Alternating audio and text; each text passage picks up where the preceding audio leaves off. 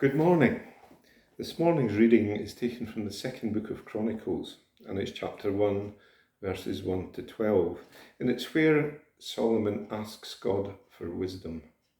Wisdom, something which is sorely needed at the moment in these trying times with COVID-19. Anyway, here we go. Solomon, son of David, established himself firmly over his kingdom, for the Lord his God was with him, and had made him exceedingly great.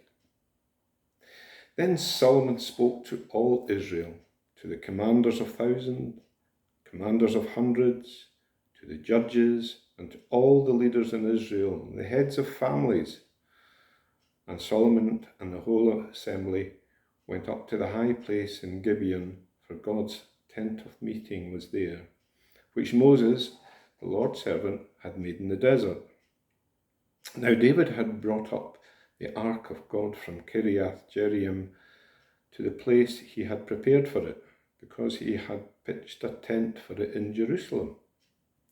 But the bronze altar that Bezalel, son of Uri and son of Hur, had made was in Gibeon, in front of the tabernacle of the Lord. So Solomon and the assembly inquired of him there. Solomon went up to the bronze altar before the Lord in the tent of meeting, and offered 1,000 burnt offerings on it. That night God appeared to Solomon and said to him, "Ask whatever you want of me, and I will give you." Solomon answered God, "You have shown great kindness to David my father, and have made me king in his place.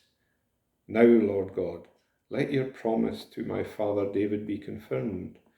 For you have made me king over a people who are as numerous as the dust on the earth.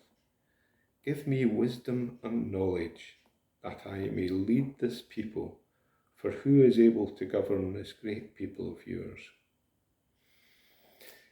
God said to Solomon, "Since this is your heart's desire, and you have not asked for wealth, riches, or honour, nor for the death of your enemies, and since you have not asked for a long life, but for wisdom and knowledge to govern my people over whom I have made you king, therefore wisdom and knowledge will be given you.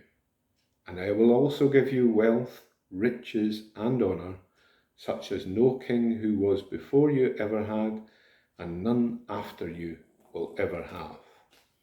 This is the word of the Lord. Thanks be to God.